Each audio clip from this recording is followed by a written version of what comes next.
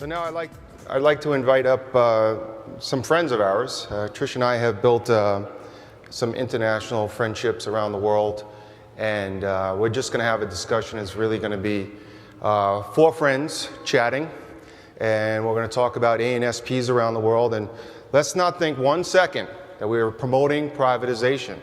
We're promoting education, because if we have to make a decision and you're not educated on the facts, and you make your decision on fiction, you will make the wrong decision. And let's not think for 1 minute that reform is not coming in one phase or another. It may not be tomorrow, but for the last 25 years in air traffic control, they've been talking about FAA reform, and I've seen several reforms happen. I've seen the ATO actually come together, and I've seen us go from 9 regions to 3 service areas, and then I've seen us go from 3 service areas to 6. And I've seen bureaucracy built around the FAA, whether it's the Secretary of Transportation, whether it is OMB, whether it's OPM, whether it's the White House, or whether it's 535 CEOs that work on Capitol Hill. So let's just have that conversation. Let's be respectful. Let's learn about other ANSPs around the world, and certainly let's learn about their transition and where they are today. So, Paul Winstanley is the chair of, I want to call him president, but they won't let me call him president. He's the chair of the ATCOs in the UK.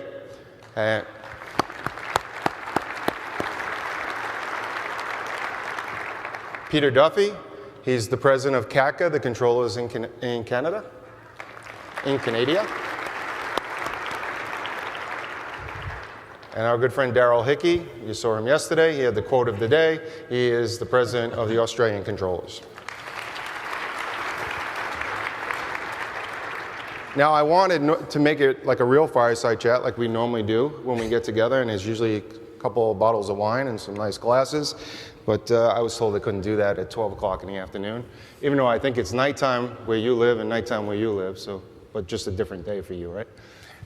It's actually 6 o'clock in the morning. 6 o'clock in the morning. Tomorrow morning. But it's 5 o'clock somewhere. So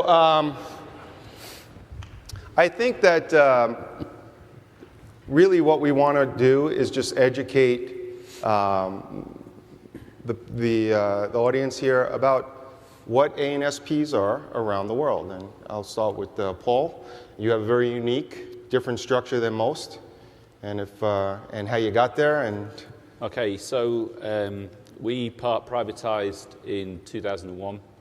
It was the Conservative government who announced it in 1998. They had a transport bill passed in 2000, and it was the Labour Party that privatised us in 2001. Strange setup, with 49% owned by the government, and then the rest of the shares are split between 5% holding by the employees of NATS, and the rest between the airline group and Heathrow Airport on a university superannuation scheme.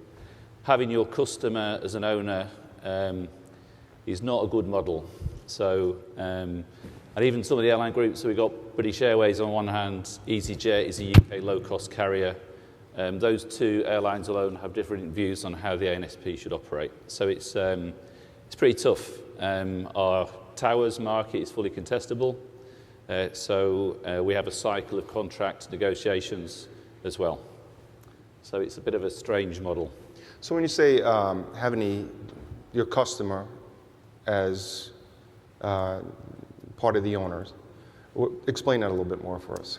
Okay, so when we originally fought the privatisation campaign, and we did, it soon became very apparent to us that we'd lost the political, or our political opponents. Once we'd lost the Labour Party's support, and we knew it was going to be inevitable, we had to change tack. So we decided to get in there and try and shape our future. It's obviously much better to shape your own future rather than someone else shape it for you. So we got into bed with the airline group. It seemed the sensible thing to do at the time. They're part of the aviation industry. You thought they would be good partners, but clearly they're not. They have different views. British Airways, it's all about Heathrow. The low-cost carriers, it's all about the regional airports. They put different pressure on where NATS will take its strategy. And of course, we started out as a not for commercial return, and this year we returned a £200 million profit and an £82 million dividend payment, which is what our airline customers want. Interesting. Yes. Peter, you are the North Star, the shining star. Everybody holds up the Nav Canada system as everybody wants to be you. Why is that? Well, we are definitely the true not-for-profit model. We do have a board of directors that is greatly influenced by the airlines, similar to yours. They're going to have, we have the majority seats, airline appointed on our board. But our model, it's 20 years now we've been doing this, and anybody that you talk to will just say it has worked.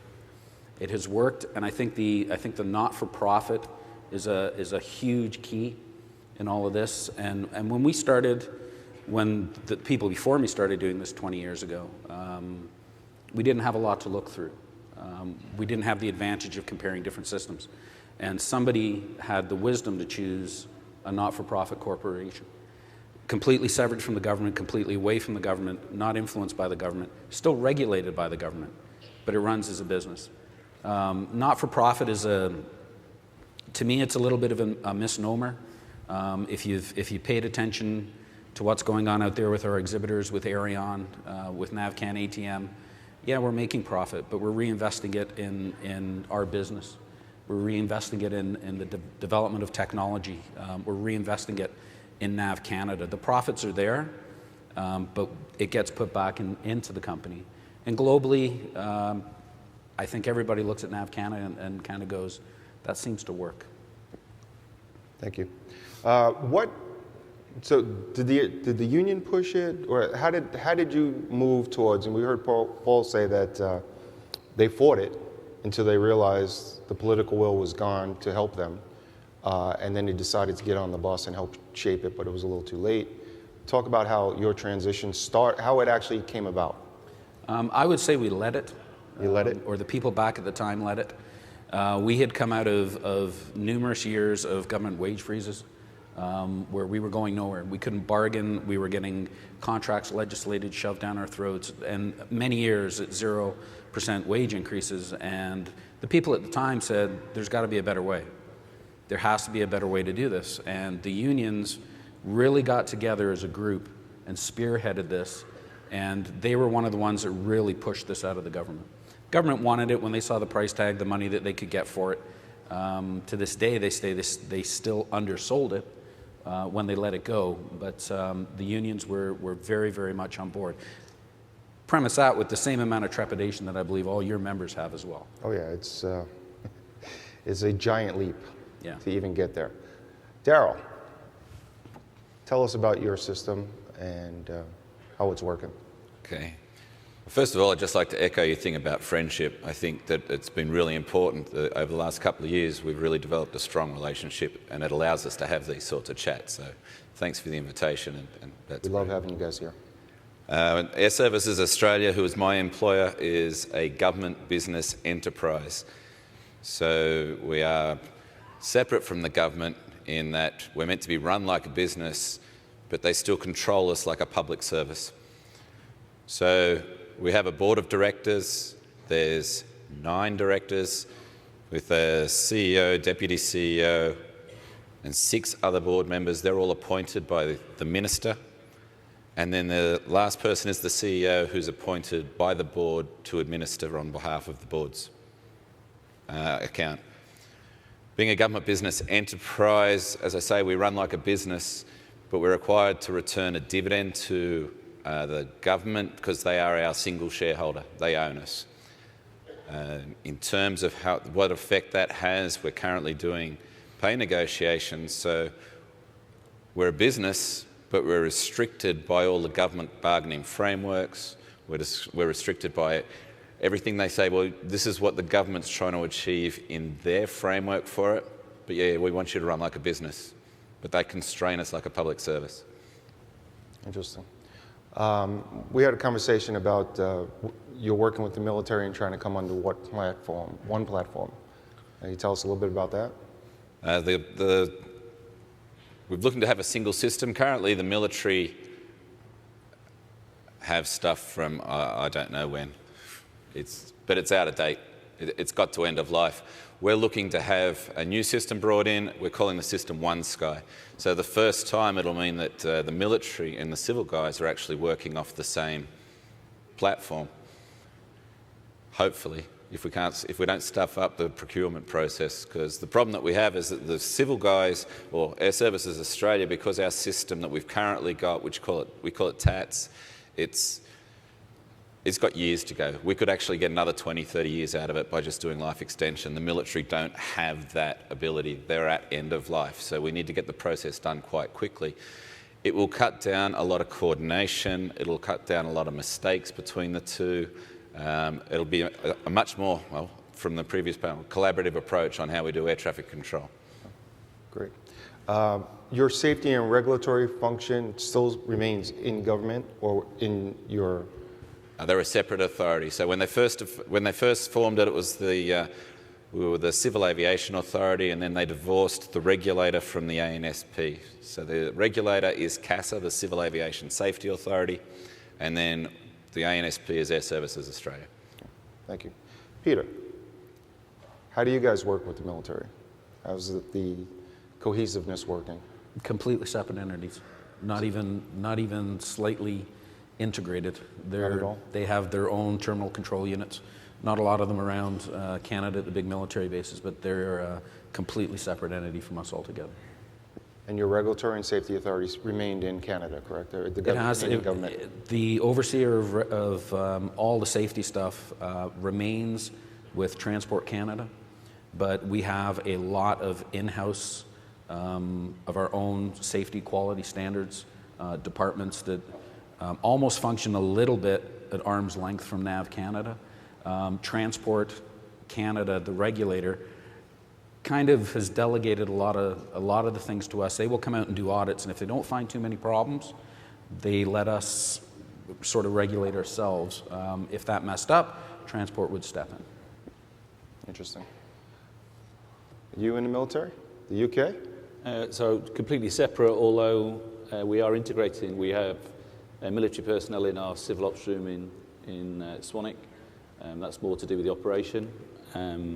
But NATS has just won a contract to provide military, particularly engineering and information, with the Ministry of Defence. So it's we're doing both, really. So Trish and I recently learned that Gatwick Airport is no longer going to be controlled by the ANSP NATS. Can you tell us a little bit about how something like that happens in your system? Yeah, this is the the joys of working in a contestable market. In Europe, there was a drive to go for liberalised towers markets. The UK probably took the first step, thinking the rest of Europe would follow suit, which hasn't happened. There's a little bit gone on in Spain, which I'll come on to in a minute, because that's NATS going into Spain. So we have these continual contract renewals. So, and in the last 2 years, we've lost Birmingham Airport, sits in the middle of the country, for those that don't know it. It's got a rubbish football team. And then Gatwick, which was kind of one of the crown jewels for NATS, came up, and we lost that to a subsidiary of the German ANSP, and that's gone on a 10-year contract. We'll know by April, maybe May of this year, whether Edinburgh will go the same way. Oh, wow. And that's one of the problems of working in a contestable market. There is a drive by either the airline operators or the airport operators to drive down costs. Everyone's in it to try and make a profit. They've got overheads to pay, and that's why we're always in this continual fight to protect our profession, because that's what obviously we're elected to do. Absolutely. Peter, when you went from government into your not-for-profit ANSP, did you see consolidations happen under the guise of we have to reduce overhead? In terms of units? Yeah, not as much units, facilities, consolidating facilities and units, and they tried one. They tried one right off the hop, which turned out to be a bad idea. It never actually went through, where they tried to put two ACCs together. Since Nav Canada's been at this 20 years now, I believe we have closed 3 towers, and we've opened 2. So in 20 years, we've net lost one tower. And I think if you talk to the people on my side and said, was that reasonable, we would say yes. Because of traffic anomalies in those cities, those towers, yeah, they should have been closed. But in other cities where it boomed, they've grown 2 more. So in 20 years, there's been no change to ACCs, and we're down 1 tower. So basically, it's a not effect at all. Now, how about the number of controllers from the time when you were in government to, give or take a few? We're down. We're definitely down. We're down about from 2,200 down to about 1,950. I don't think that's a result of anything other than a poor staffing strategy on the part of the company when they came in. They came up with a wonderful idea of saving money that if you ask people how much overtime they want to work, you don't have to pay those people pensions, you don't have to pay those people's benefits. And it's very cheap to pay overtime as opposed to hiring new employees. And they went to our controllers and said, how much overtime would you like to work? And they went, lots. Thank you. Big surprise there, I'm sure. We now find ourselves 5-6 years later where they're tired, they're burned out, and they don't want to work that overtime anymore. Those jobs haven't disappeared. Our numbers have disappeared, but those jobs haven't disappeared. And now we're behind the 8 ball, as so many other ANSPs are around the world, of trying to catch up and get back up to full staff, and that's the goal. And when we get back up to full staff, there will not be a significant reduction in the control force. So the numbers are actually stayed the same. You're just behind on hiring, is what you're saying? Absolutely. Well, what about the structure itself as when you were in Transport Canada? Lost a lot of managers.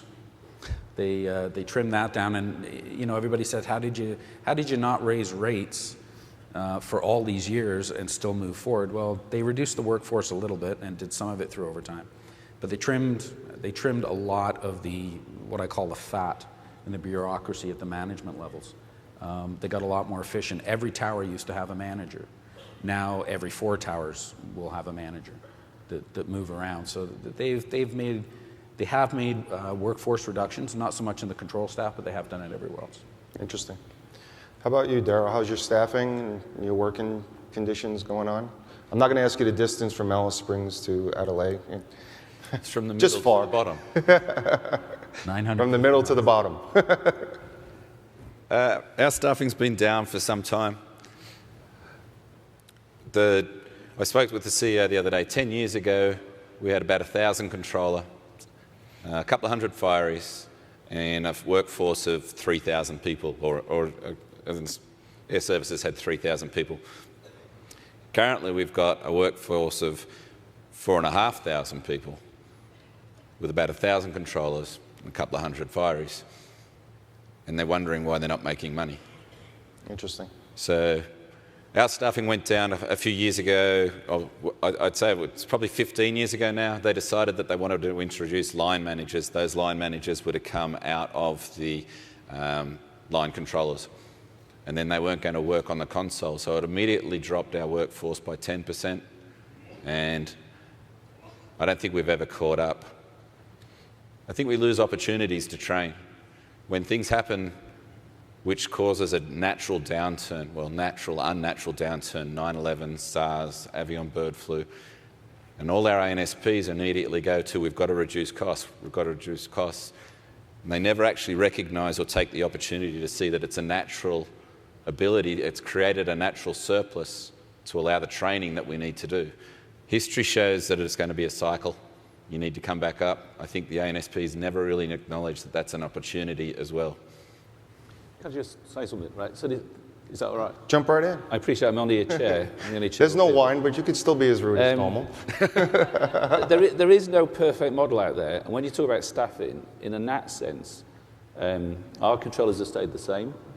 But when you look in the commercial market, when we lost the Birmingham contracts and that went in-house, there are actually more controllers at Birmingham now than they would have been had it remained under NATS. And in the Gatwick case, there are more engineers and support staff and one more ATCO at Gatwick than it would have been had NATS retained the contract. Wow. So profit and overhead and commercialisation, it's not all bad, but you just have to look at it in the rounds.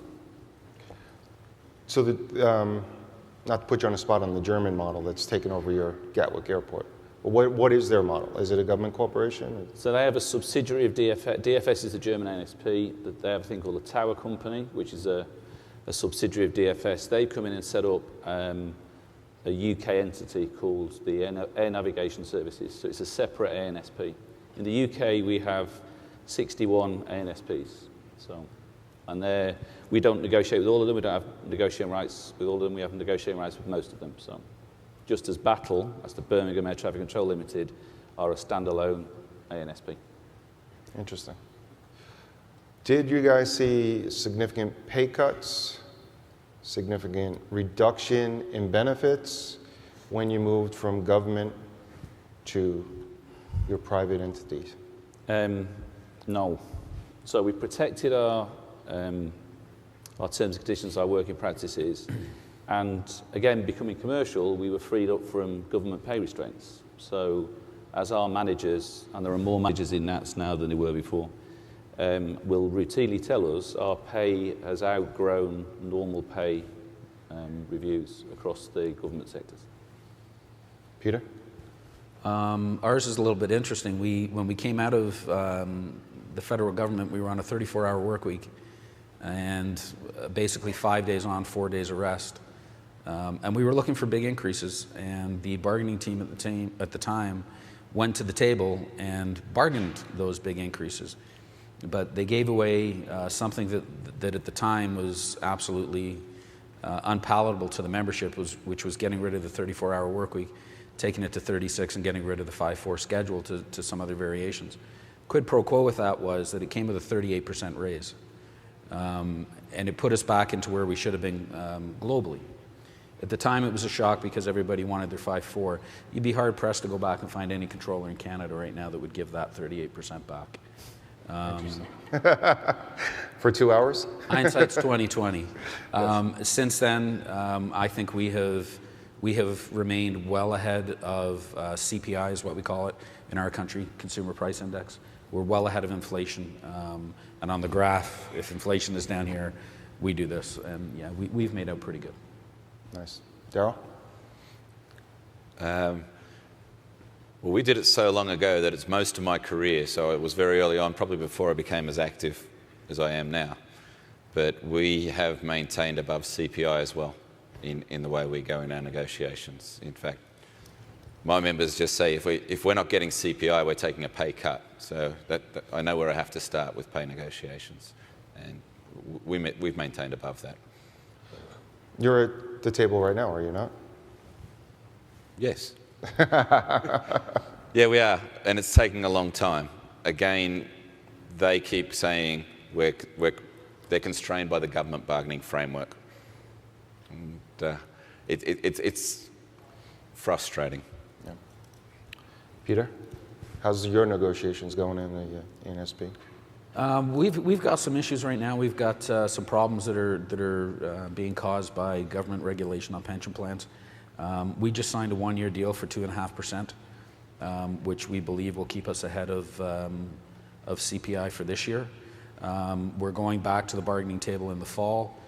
There is a possibility that we may go back to the bargaining table early. The company right now has got a little bit of money. They've got a little bit of money coming in. Things are looking good. And this is probably the first time in quite a long time I've got a little bit of optimism going to the bargaining table to get some good raises. 200 million pounds in profit. You guys must be rich. Are they just handing the money to you in the private sector? So yeah, £200 million profit, £82 million dividends, and for the first time in 29 years, we're in a pay dispute. Wow. In fact, it's so bad we're going to arbitration, and it's the first time I've ever had to do that. We could help you. Yes. We seem to do that at every contract. Basically, what I wanted to do is kind of lay the foundation and then open it up for the audience, because I really want the audience to, if they have a burning question, all I ask is be respectful and don't soapbox, say your question, and let these gentlemen who are experts around the world answer what they know of their ANSP. So with that said, if we have any tweet questions or open it up to the floor. I do have one tweet question so far. In 2013, Atlanta did more ops than Charles de Gaulle and Toronto combined. Why would Canadian or Euro model work here with such a stark discrepancy? Is that a question for me? You guys aren't supposed to ask me questions. You're supposed to ask them questions. Well, yes, the size is. We run 134 million operations a year. I think in Canada, maybe 12 million, 13 million, about 12 million a year. They have 7 en route centers. We have 20. We have some very busy airports, as they do also. London Heathrow is either number 1 or 2 in the world between Atlanta and Chicago, depending on weather phenomenons that happen in the States. Toronto is a busy airport, but you just have to, is it scalable? And that's a great question. We don't know if it's scalable, but we do know that we do have a lot of challenges ahead of us. We need a stable, predictable funding stream. And when you look at this and you look at our country that is under sequester in 2013, is still under sequester, the politics that go back and forth in setting budgets for this government agency, which is really, it's a cornerstone to our economy. And when we get shortchanged, it really is, it's frustrating to all of us that work in it. Why should we be shortchanged when it's $1.5 trillion of our gross domestic product? It's 12 million jobs in this country and growing. We want to grow the system, not shrink it. But the FAA officials, are tied a lot of times with the budget where they have to start shrinking the system. And every time they try to shrink the system, whether it's closing some of our low-level activity towers on the midnight shift, we agreed to it. Our controllers don't want to work it when there's maybe 1 or 2 scheduled airplanes. It's very hard on your body and fatigue-wise. And you look at it and go, there must be something we can do, because 65 towers we tried to close after our fatigue situation that happened in 2011, 2012, and the FAA was on board, and so was NACA, and we went forward, and Congress said, no, you're not going to do that.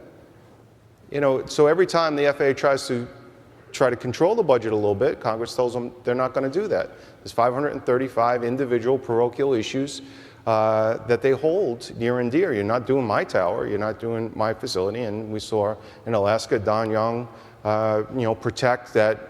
I'm okay with this plan as long as none of my facilities close. And it's just, at the end of the day, with $19 trillion in debt and growing, we're going to walk off a cliff, and something's going to give. And I'm not sure who it's going to be, but we're going to start shrinking the aviation system. And if you start shrinking the aviation system, there's less of a contribution to the gross domestic product. There's less of an aviation trust fund that's coming in. And it's really counterproductive. So is it scalable? We don't know. What we do know is we need stable, predictable funding, and we can work through anything else. But if we start saying, well, we're just going to focus on our core 30 towers, our large TRACONs and our large centers, and then we're going to give everything else out to a profit corporation out there, such as RVA, Circle, or Midwest, that would be a road in which if we stayed in government and less money was coming in, would happen. And we'd have to fight that also. It is ultimately about funding. So when our move away from a government body was Treasury-led, it was about reinvesting in the infrastructure. And somebody asked me, would I go back? And that's probably a question for later on. But one of the biggest advantages we've got, starting a commercial body, is that our equipment is renewed every 5 minutes. If we have state-of-the-art equipment, we'd never have had that under government control. So I don't think it's about complexity of airspace. I think it's purely about funding and a funding model. I look at it a little bit like a little more simplistic.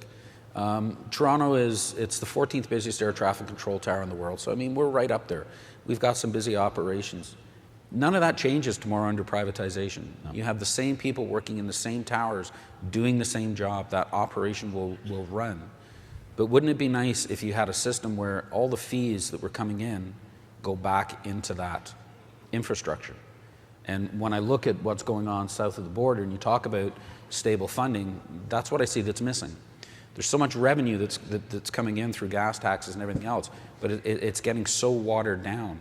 If you had a corporation that was controlling that and those revenues are going back in, yeah, there is some concern with the economy of scale and the size of what's going on down here. But the advantages of controlling your funding and being able to put it directly back into the system that you're running, it's extremely advantageous. The controllers will all still be there tomorrow. You'll all still be doing the job. You'll all still be getting paid. But if you could get that funding into your infrastructure, and I think that's when I talk to Paul and Trish, that's what I hear over and over again. Got to get that funding. And I think that's a big piece of this. I think I look at it a slightly different way. I'm a big fan of it. If it's not broken, don't fix it. And it's an air traffic control conference predominantly here. You've been trainees. You've had trainees. The first thing you need from a trainee when you're trying to teach them something is to recognise that they're not doing it right. Now, I don't claim to be an expert on the US system, but looking from the outside in, it's broken. It needs fixing. So it's not a case of actually just asking, why would your system work for us? I think first off, you have to actually have the people recognise we have a problem. We need to find a solution. Yeah. And no one...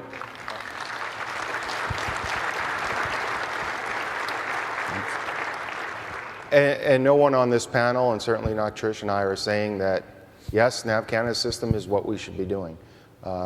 We do have the advantage of learning from the history of what these systems have gone through and the mistakes that they have made.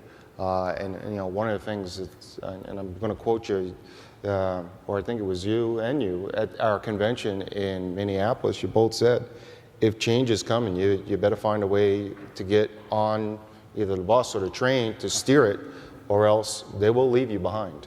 And our convention body told us, under no certain circumstances, if change is going to happen, get in there, steer it, and protect us. And you know, Trish Gilbert spent you know, the better part of a year now with both committees of jurisdiction, both the Democrat committee and the Peter DeFazio and the Chairman Schuster's committee, in helping shape it and write language to protect our profession. And that's all we're doing. We're doing exactly what our Supreme Body, our convention body told us to do. We're having the conversations. We know that some things are happening out there, and we have no other choice but to do what our Supreme Body told us to do, and it's protect. And that's what we're doing. We could fight. If you tell us to fight it, we certainly can fight.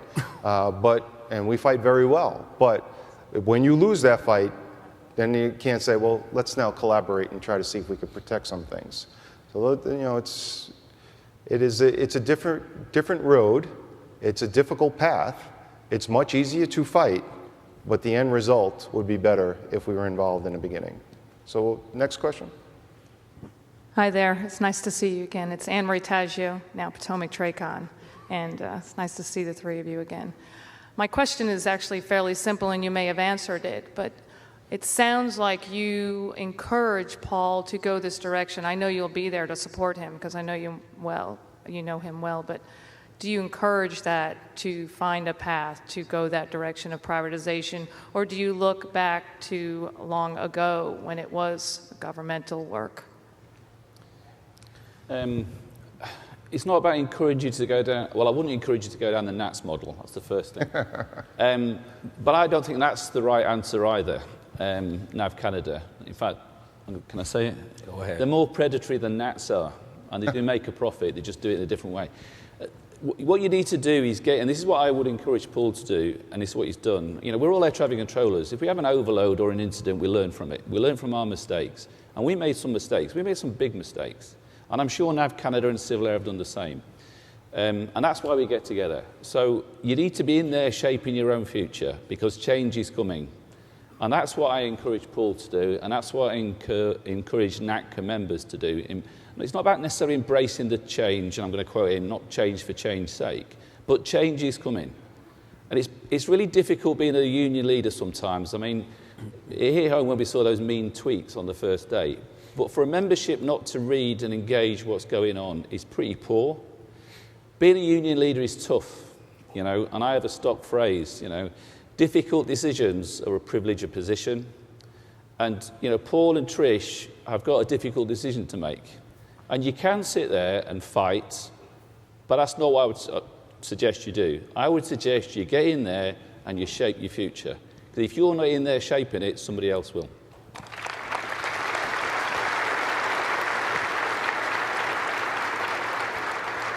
And I would echo exactly the same thing. I would never use the word encouragement. I applaud them on the amount of dialogue and the amount of time that they've taken to reach out and talk to other people around the world.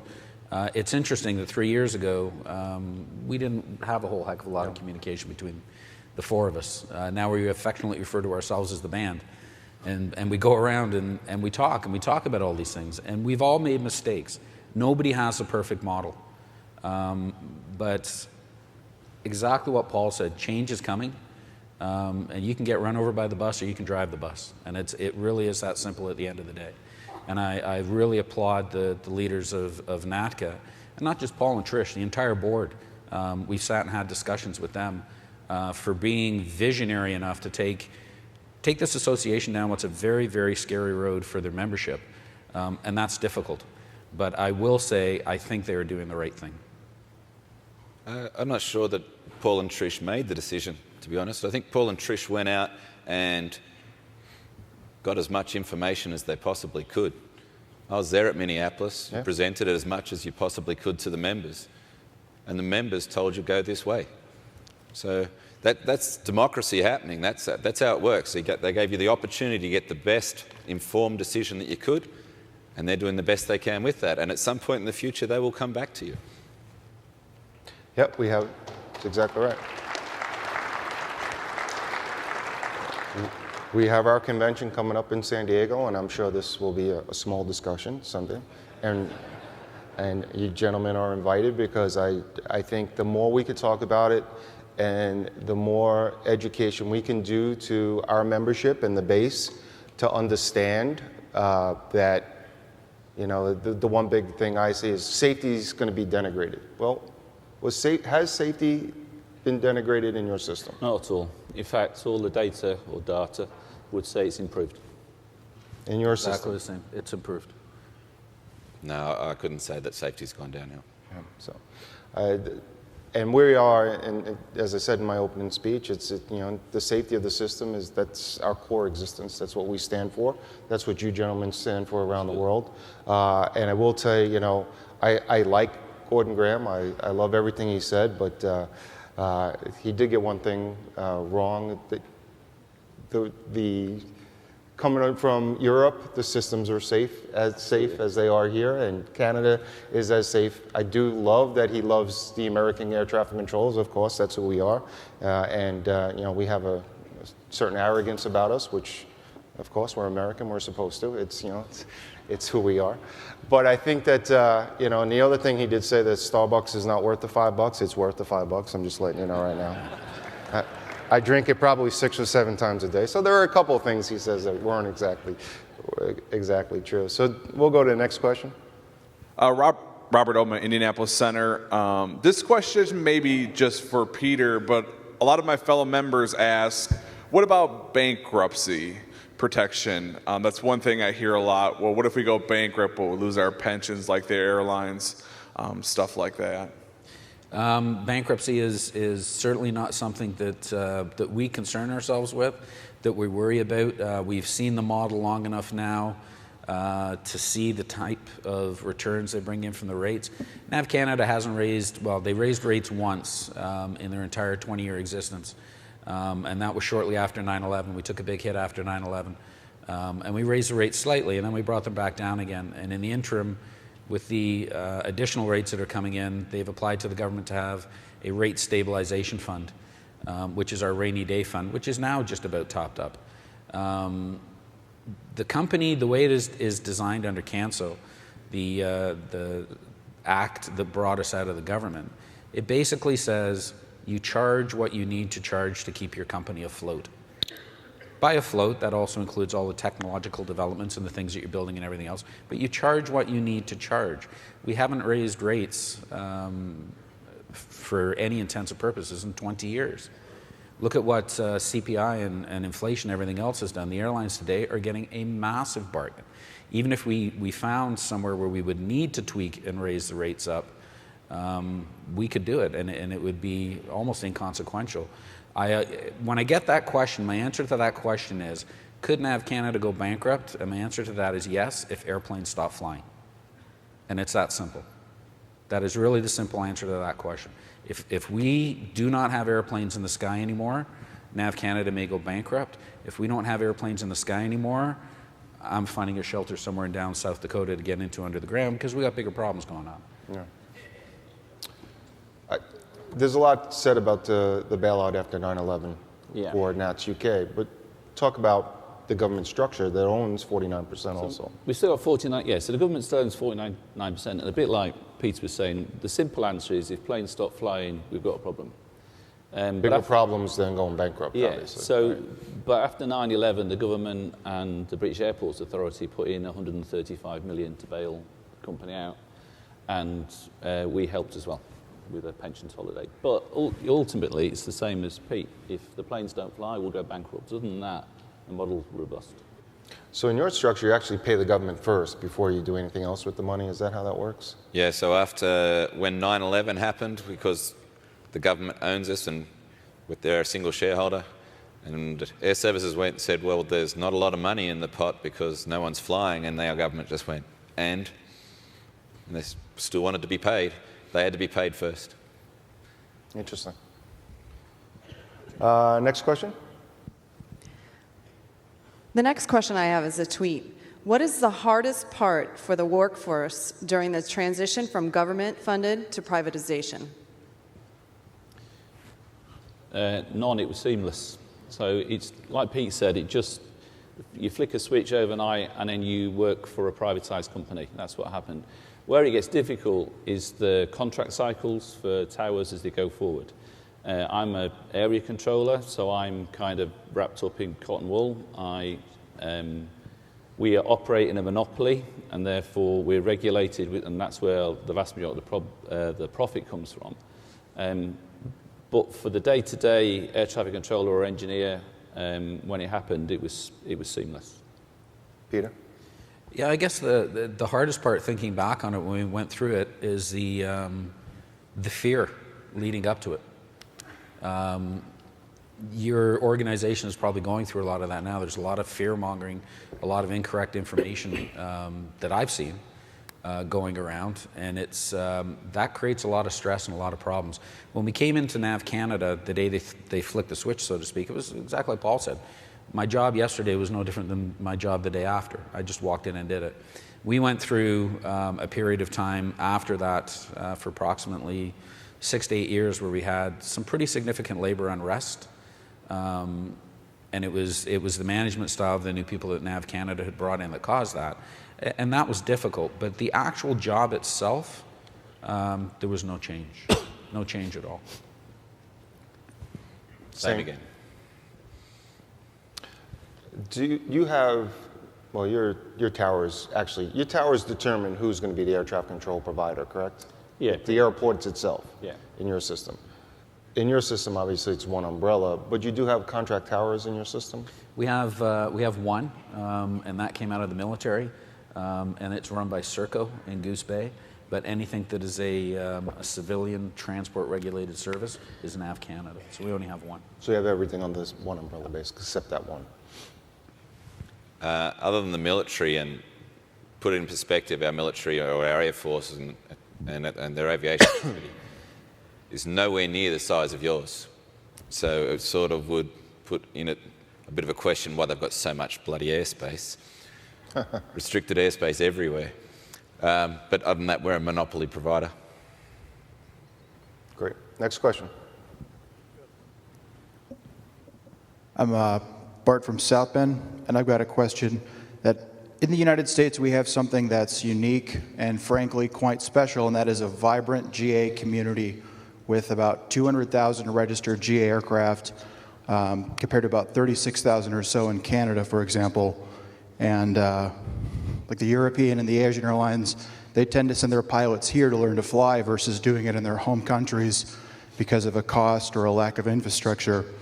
And in a privatized system, what can we do to protect GA in a pay-for-play system so that we don't lose that and the economic drivers that come in that and some of the smaller facilities who depend on that in a low-level GA type stuff to make up their traffic counts? We have, in Canada, we have the same thing actually. We have a lot of schools from Hong Kong, China, India, send their students to Canada for the same thing, to do the basic pilot training. There were airports that were running like 30,000 movements a year that went up to 150,000 movements a year, and it was all because of immigrant pilots coming in to train. I wish I had the number off the top of my head. I believe it's $75 a year to register your airplane to fly in Canada, and then it's an all-you-can-eat buffet on services. Nav Canada makes its money on waiting charges on big commercial airlines. GA, $75 a year. I think I heard somebody say you guys were paying $5 For 3 years. For 3 years. So $75 a year to me, I'm the outsider. $75 a year for me to register an airplane and get unlimited services, not an unreasonable amount of money. GA is thriving in our country, certainly not to the level that it is here, but we still have all the same training schools coming over from the Middle East and Europe and Pacific Rim. General aviation. Well, they're not coming here for anything, or they're not staying in the UK to train because we've got pretty bad weather, really. That's probably why they're over here. The GA community in the UK is actually probably benefited from NATS being more commercial. They've been able to develop tools that have helped the GA community continue to fly in our pretty congested airspace. We've developed a thing called Aware. Our biggest safety risk is an infringer into the London TMA, and we've been allowed to do that and give that to the GA community to allow them to keep flying. GA in Australia? I couldn't tell you what it costs to register the aircraft, I've got to be honest. But I know to fly, I work in Sydney, I work in the Sydney TCU, or TRACON as you call it. They want to come in, they want to fly around the harbour. They get to do all that, no charge. No charge for VFR. IFR get charged. Next question? Eric Johnson, Memphis Center. Gentlemen, thank you so much for joining our conference. Mr. Duffy, specifically you mentioned fat being trimmed. Was that done through attrition or firings? And for the panel in general, what is one change you would make to your operations? I forgot what I wrote. We'll answer the first one, and then we'll come back to your second one. You'll gather your thoughts. Attrition in terms of ATCOs, there was nobody that was fired. There were no jobs lost.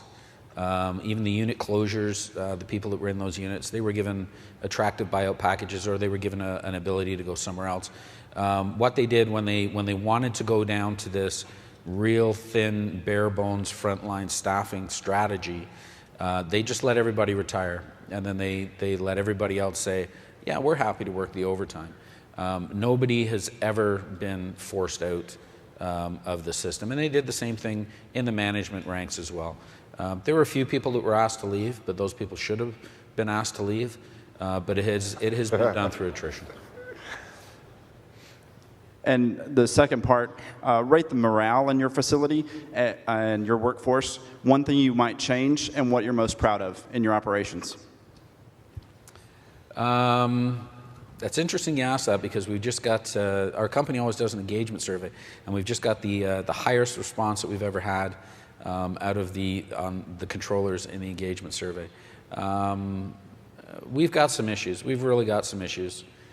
Everybody does. But the big thing for us, and I think what I'm most proud of, and my predecessor Greg's here and he'll tell you the same thing, we're a union. We're going to get issues every day. Every time we turn around the corner, there are issues.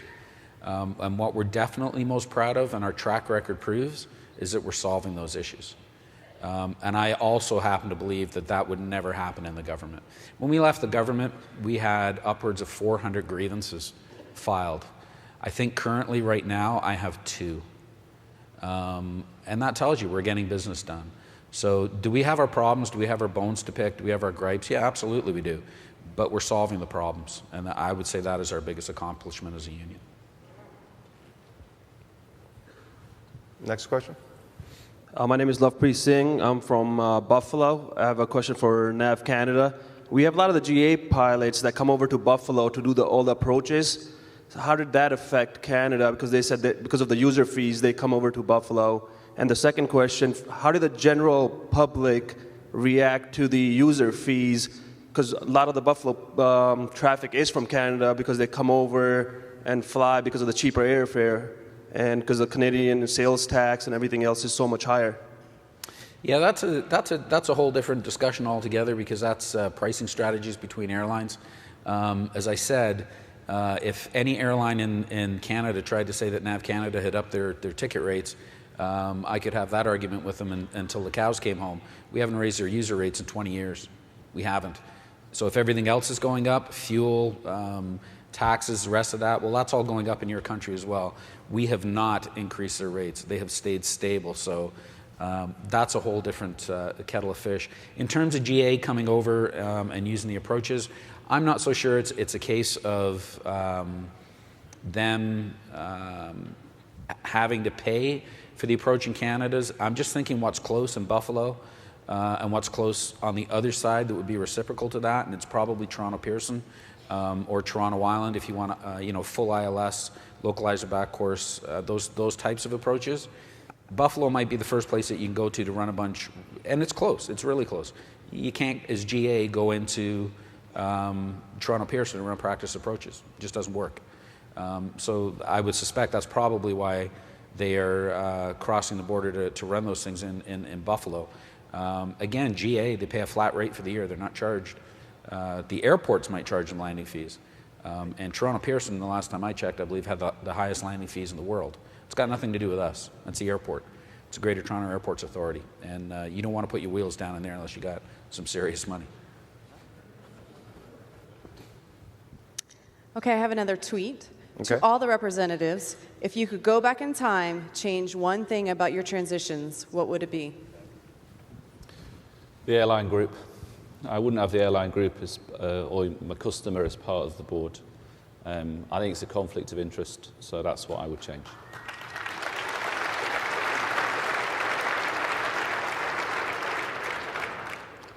That's a really tough question. I know that was one of the questions that Paul and Trish asked us when they came up. Yeah.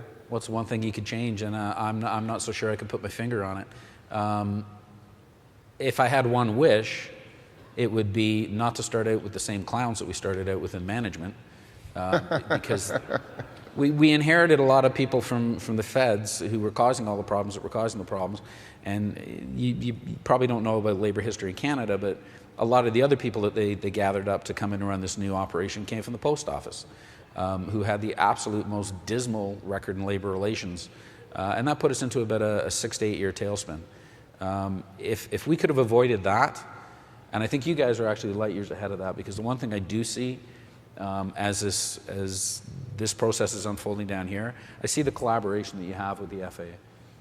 And I think that's going to put you light years ahead, because when we left Transport Canada, we had no collaboration. So would I change anything? I'm not sure that we would, but if I had a wish, that collaboration coming into the new company would have made things a lot different. If I had a choice, we would be a step further away from government.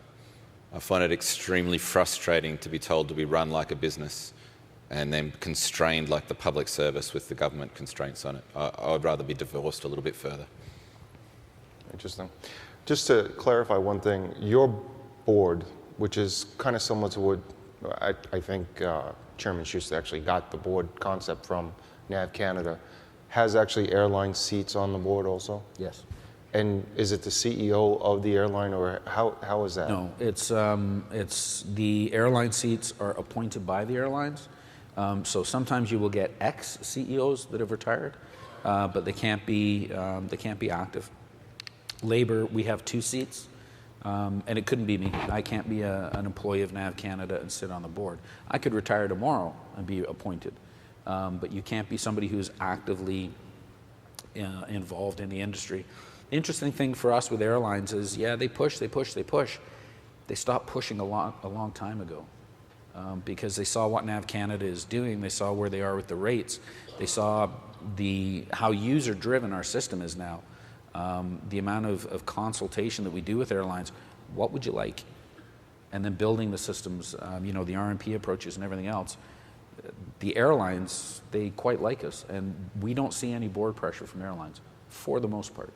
And the board pressure you feel is because they actually own Yeah, they've got the company. They've got a say in it. So we're charging them to fly through our airspace, and they want everything cheaper, yet take a profit and a dividend. It doesn't add up. It doesn't. Just doesn't add up. Doesn't make any sense. We have someone kind of with a Labour background sat on the board. She's a non-executive director. She's a trade unionist by background. She's Baroness Dean, but they're government appointed. They're not from us. We have another question? How vulnerable to outside political influence are these not-for-profit ANSPs? Fantastic question. Start with Paul. Easy on your not-for-profit. Oh, I don't know, because I would have to see if politics ever tried to interfere with us. In the 20 years that we've been doing it, they haven't. Nobody has ever come and said, you're not doing this right, you're not doing that right, we don't like the money you're making. I'd have to say we're pretty removed from it.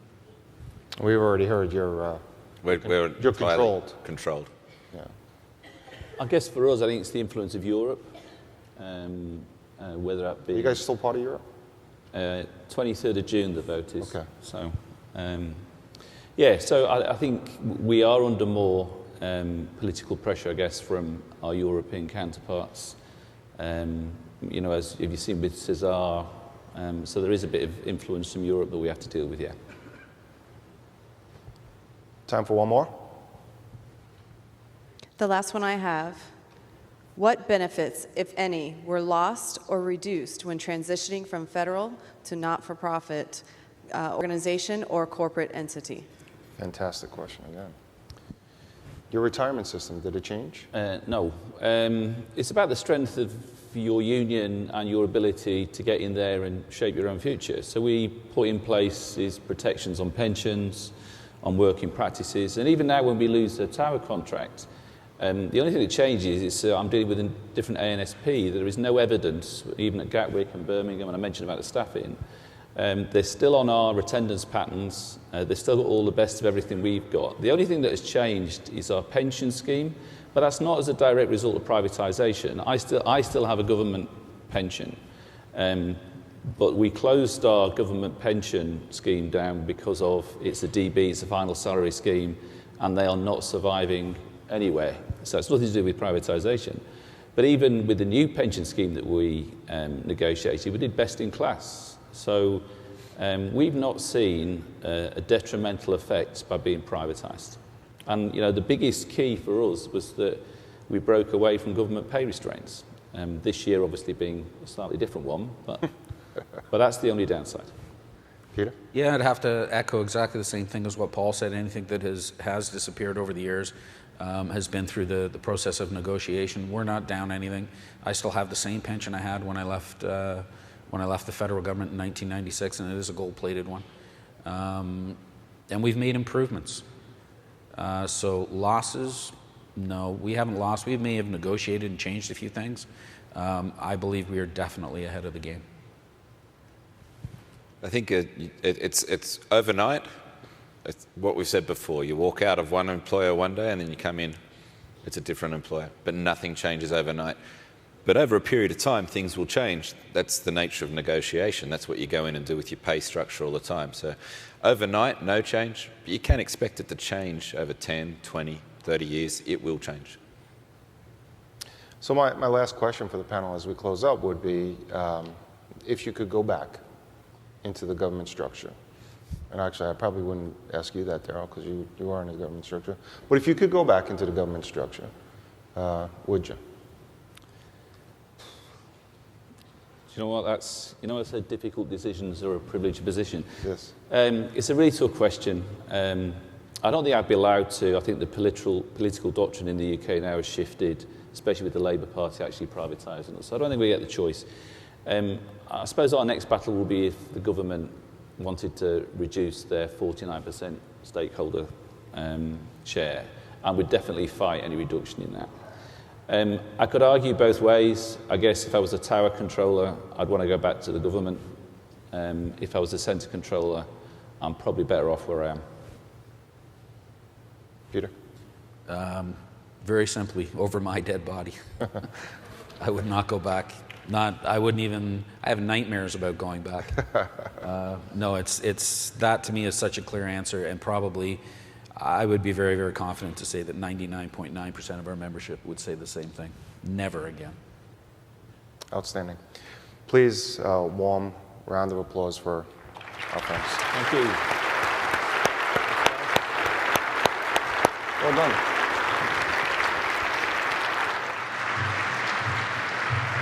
Thanks, Paul. Thanks, guys.